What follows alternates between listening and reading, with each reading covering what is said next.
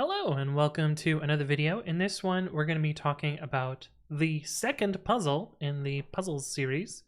If you don't know about the puzzles series, it is a little thing that we are doing on the Discord where I post periodic puzzles. The idea behind them is they're projects that you can try and do to solve a particular problem, but my goal with them is to get you to learn something through that process. And the one for today is about rename exchange, building C extensions in Python, and packaging them properly for PyPI. So without further ado, let us jump into this puzzle. Okay, so here's the prompt for today's puzzle. Puzzle number 2. If you want to see the first one, there should be a playlist in the description. This is rename exchange as a Python package. Now, a little bit of background on this. There is a syscall for rename, or there's a flag for rename at 2, which is a syscall on Linux that allows you to pass rename exchange. And what this lets you do is it lets you swap two files. I have implemented a small command line here, which implements this basically as just like a thing to allow you to do atomic replacement. I actually did a video on this particular concept, and I will link that in the description as well. But I propose this as a way to get a bit of C code to hopefully make the C code not tricky. So this is the core of what we're going to try and wrap with our special little Python package today, is this particular line right here. Yeah, completion of this puzzle, you should learn a little about creating a Python library, interfacing with native code, and distributing pre-built binaries. And this is kind of the latter end of this, is the packaging part, where we will hopefully build a Python distributable package, a wheel, that should be installable on any Python version from now into the future. I had some notes here about, like, check out this if you want the previous implementation, and that rename exchange is specific to Linux, so you'll have to use a Linux machine to do this, either a virtual machine or, Docker for Mac actually has a virtual machine that runs Docker containers in it, so you could use Docker for that as well. But we're going to produce packaging metadata, any associated code that we need to build, a ABI wheel from a script that is a manylinux wheel, and I will talk about ABI3 and manylinux later, but I also have videos on those. So I'll be linking a bunch of related topics if you want to go into further details about those in the description. And finally, a test suite. We're actually going to start with the test suite today. I find that writing the test first kind of gives us an idea of what we should expect. And then, as we build it out, we hopefully turn the test suite from red to green. And the interface we're going to be implementing is a function that looks like this. Rename exchange takes two paths and it atomically exchanges them. So let's get started.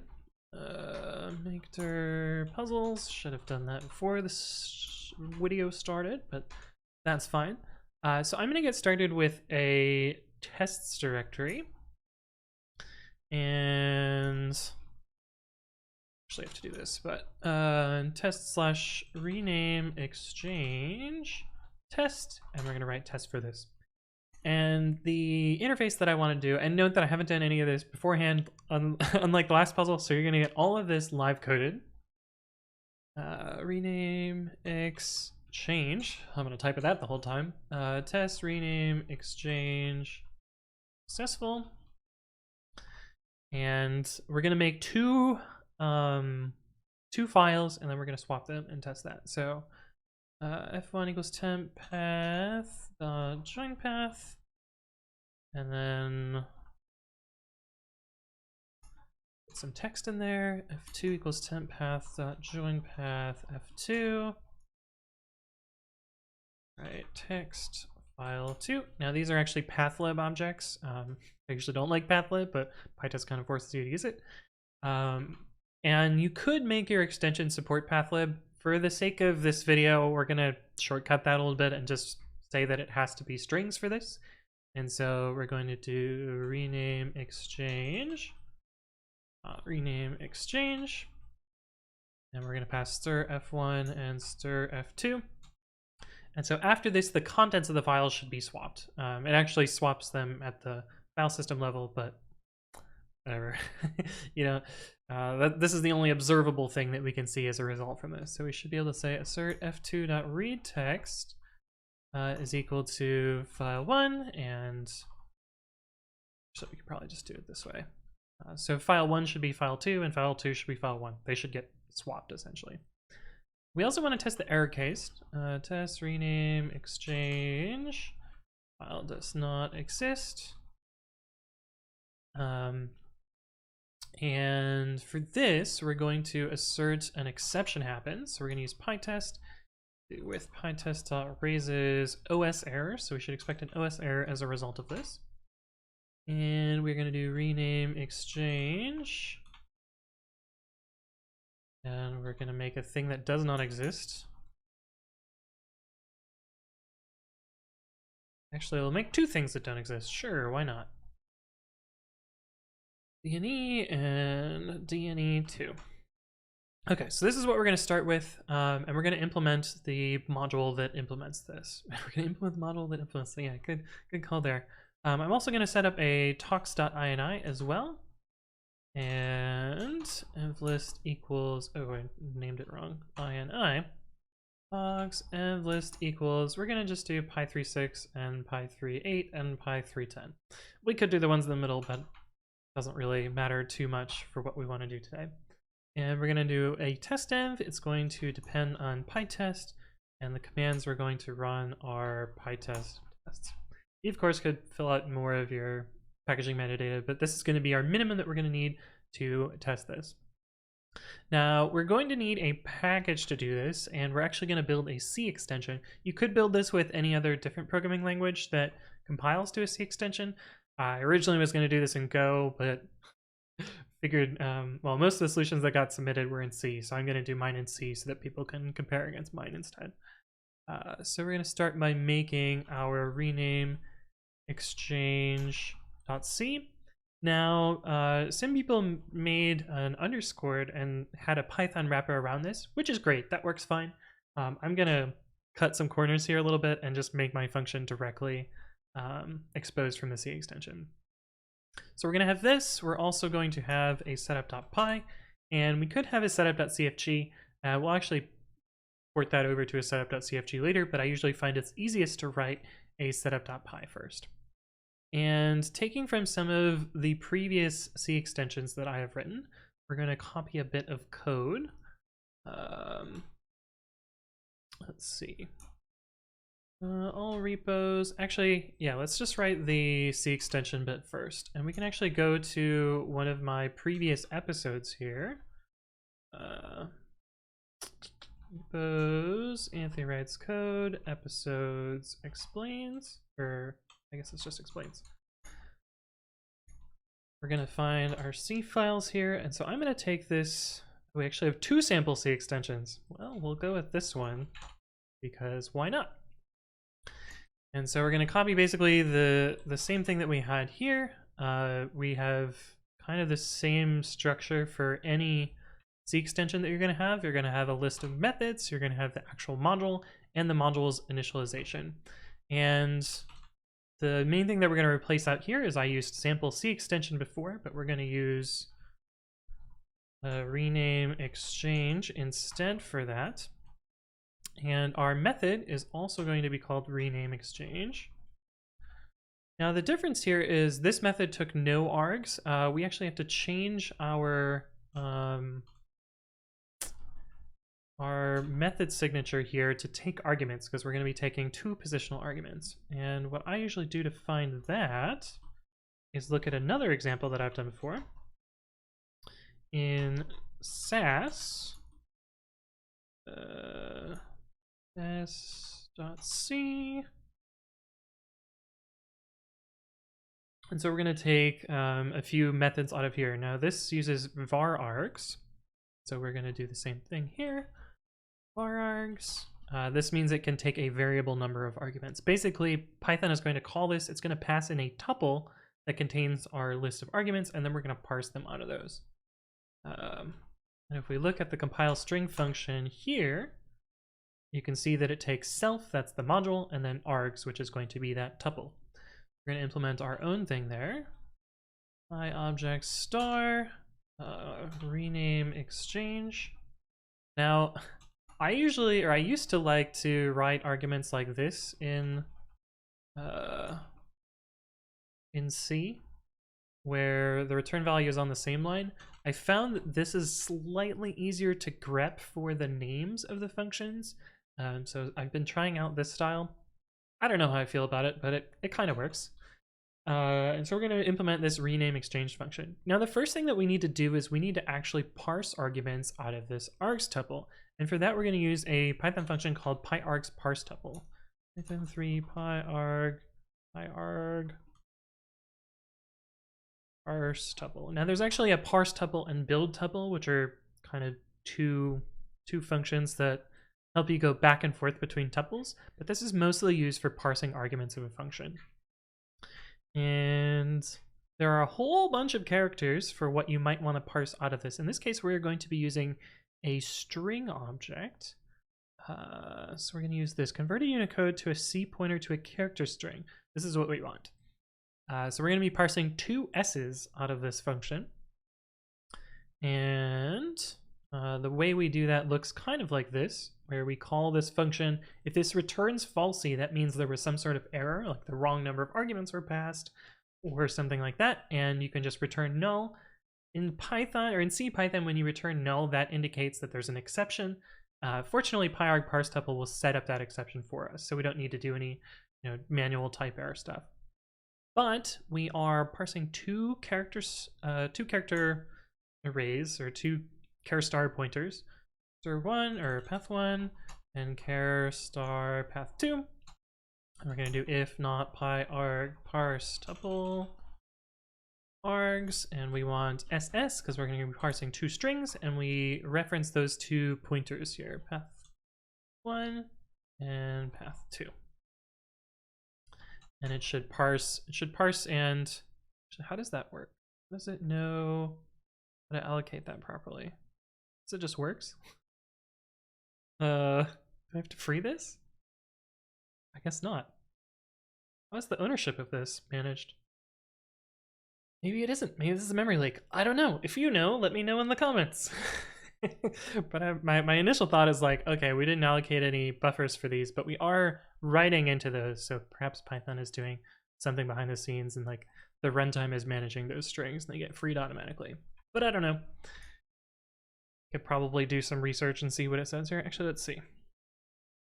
Pointing to an existing string is stored in the character pointer value. Okay, so that means we don't have to free it because it's to an existing string. So that means that something else is managing the memory there. Cool, so we don't have to do anything there. So this is the first part. We parse those 2 strings. The next thing we need to do is the actual meat of this puzzle, which is to call the rename exchange syscall here. So we're gonna copy this in here. In order to call this syscall, we need a few things, mostly these headers up here. These are just the ones you need to get the right things to call this function. I think we don't actually need standard io.h because we're not calling printf here. So we will leave that out in our list of things up here. But we do need the other ones to get the syscall, this constant, these constants, and this constant. We also do a little pound define up here. Some C libraries don't have the rename exchange flag, so we need to explicitly define it here. Okay, cool. And similarly, if the syscall fails, it's going to return non-zero. Yeah, so that indicates an error. And the way C communicates errors is it sets a global variable called errno, and usually you would check that and validate it and like figure out what the error is.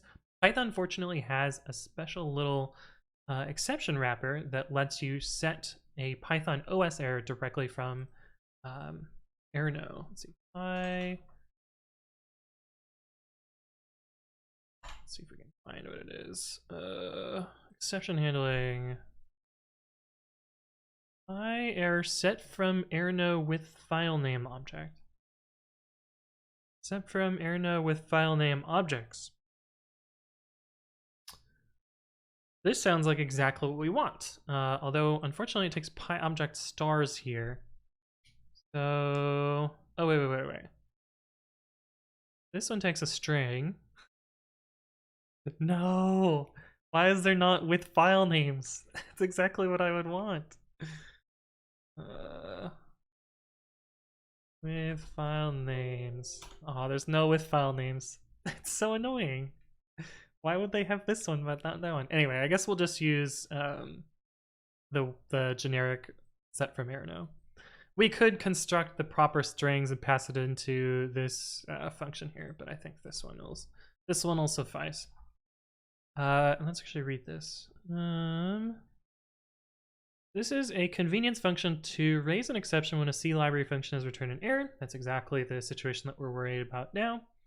It constructs a tuple object whose first item is the integer Arno value and whose second blah blah, and then it sets the error. This function always returns null, so a wrapper function around a system call can write return this. That is exactly what we want. And we need to get the type, which is OS error.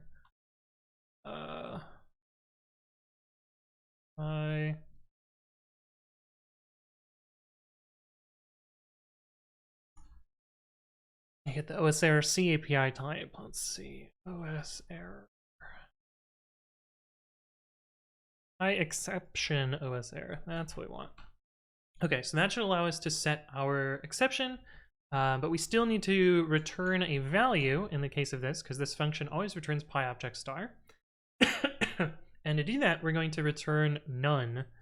And there is a pi return none macro, which we might not be able to use later, but we'll see. Pi return none. Okay, so this pi return none macro looks like this. We might actually have to use this when we do a minimal ABI later, but for now, we're just going to use pi return none, which is a nice little shortcut here. Oh, wrong indent. There we go. Okay, so this should implement our function if we did this correctly. So let's move to the packaging metadata next. This may be wrong, we may get compile errors, and we'll debug those as we go. Okay, so we need to make a setup.py. We're going to do from setup tools import setup. We're also going to pull in extension. That's how we're going to set this up. Py rename exchange, or I don't know, we'll just call it rename exchange. Whatever. We'll set up the basic metadata that we need. You could fill this out completely with, author, readme, all that other stuff, but we really only need name and version to get started. And we're going to use ext modules. That is, I believe, a list of extensions, which are a name, and then a list of file names. I think we'll find out. I think this is what we need. Actually, I mean, I could look at my other source code, but we'll just do it from memory. And in theory, now we should be able to start running talks and validating our tests. Extensions is not defined. Yes, it is extension. Good typo me. So, should start installing our package here, and this is where we'll see compile errors, of course. Right, we had we copied and pasted the code. We have the argv here, which is definitely not a thing anymore. We have path 1 and path 2 is what we want here.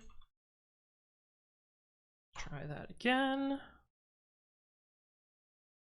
And it compiles and it passes our tests. So that is a working extension, but that's only the first part of this puzzle, which is to implement the actual code for this. The next part of this is to figure out how to build an ABI3 wheel and a manylinux wheel. We'll start with ABI3 since that's, I think, the easiest one to do first. And again, I'm going to look at the code that I wrote in the ABI3 video and copy and paste that because that's the easiest way to do this. Let's see, Anthony Wright's code explains. This was in, why does it not tell me what episode that is? It just says readme. Oh, that's because it's the actual readme. So it is 135. And we'll look at the last revision for that and setup.py. And this is kind of the, well, we'll copy it over here so you can actually see it. This is the magical code that you need to implement this. which is basically saying if we're greater than Python 3 and we're C Python, we're going to modify bdist wheel to have this special PyLimited API. We also need to import sys and platform. Actually, why do we need platform? Oh, to say that it's CPython, yes. And sys we need for sys version info. And we also need to add these two things to our extension module down here.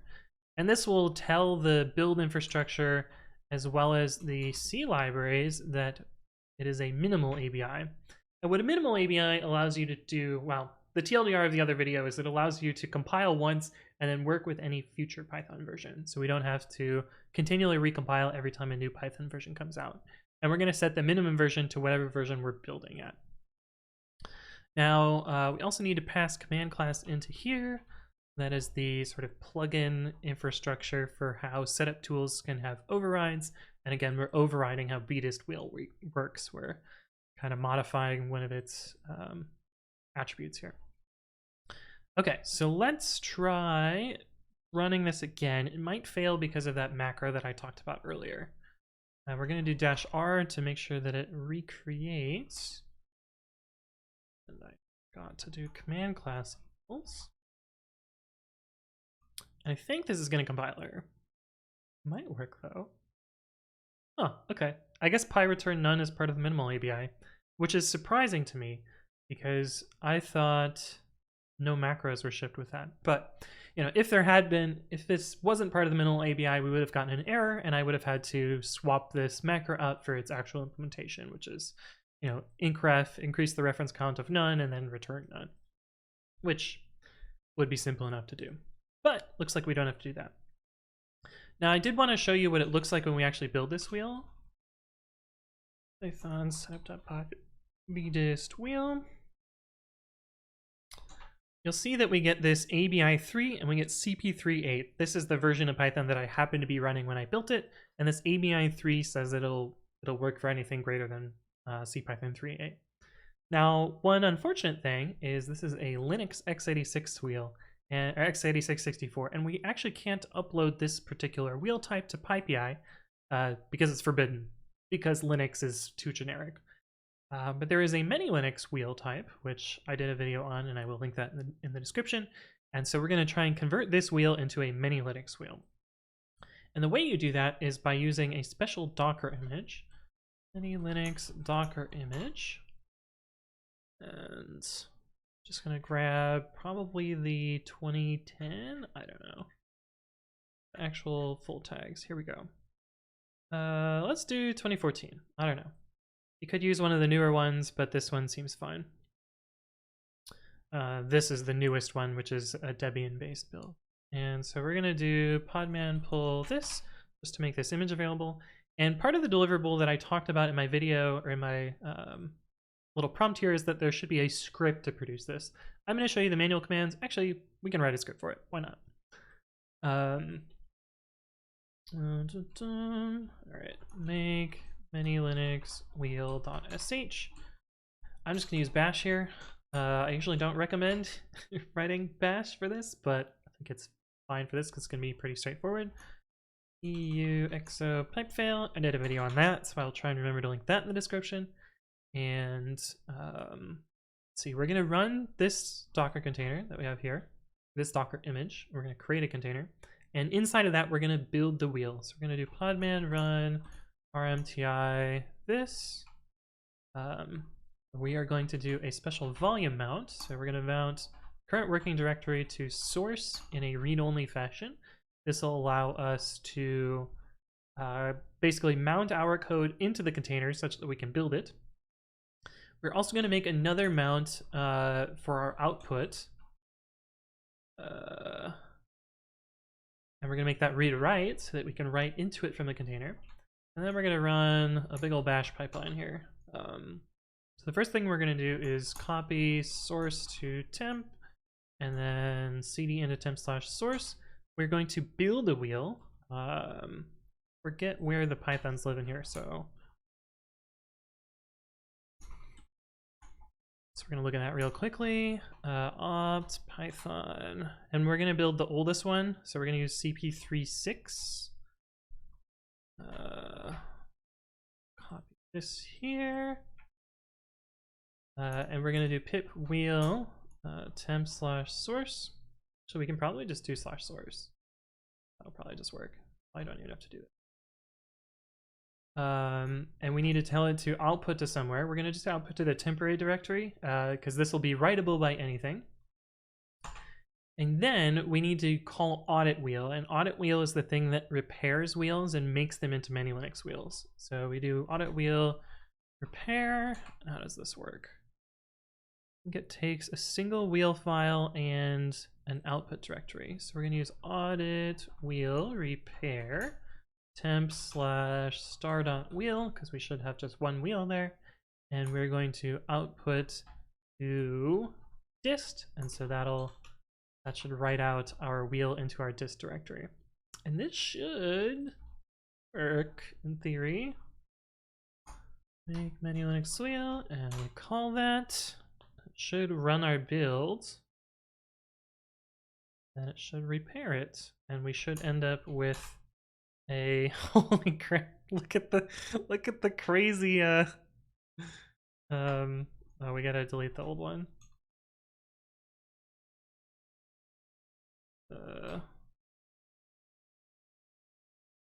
Dist slash. Where are you? No, delete the older one. So it created this rather insane tag here, but they are all manylinux components. Basically, it's saying like this version of libc is supported, manylinux 1, the oldest manylinux standard, is supported, as well as manylinux 2.17. Oh, that's the one that it built on, and manylinux 2014. It sorted this really weirdly. I guess these first two are the manylinux 1 standard, and these last two are the manylinux 2014 standard. And the special libc versioned ones are the beyond 2014. But anyway, that is the result. That is all of the deliverables of this project. Let's go over them one at a time, kind of show you each of the components. Let's start with the tests. Basically, we have a very simple talks.ini. Pretty straightforward to get started. Testing stuff with PyTest. And our PyTest test does a simple test to show the actual behavior, as well as our error case where we raise an OS error. We could probably improve the OS error from the functions that I talked about earlier, so that it raises the path named OS errors instead of just the generic one. But this works fine.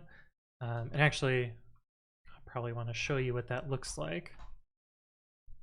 Import rename exchange, rename exchange dot rename exchange. We do two things that don't exist. You'll see we just get a generic file not found error. But if we had passed these two into that CAPI function, it might have told us more information about which of those files were not found. So after the test, we look at our setup metadata. We have this to do our ABI3, as well as these two things down here, which sets the limited API macro and says that this is a limited API wheel. We have our extension, which says that we need to build a C extension. And then beyond that, we just have our rename exchange.c file, which just implements the function. Again, we have our module initialization, we have our method list, we use var args so that we get variable arguments. We do our argument parsing here. Then we call this. If it's an error, we set the exception. Otherwise, we return none, because all functions, even if a function in Python returns nothing, it still actually returns none. And that's kind of our full project, our full functioning implementation of this. Hopefully this was interesting. There were a whole lot of things that went on here, and hopefully you learned something while working through this puzzle yourself. There will be a new puzzle, hopefully on the Discord today or this weekend. We'll see when I get to it. And there will be a bunch of videos in the description about all of the various technologies that I glossed over in this video. But anyway, thank you for watching. Hopefully you enjoyed, and I will see you in the next one.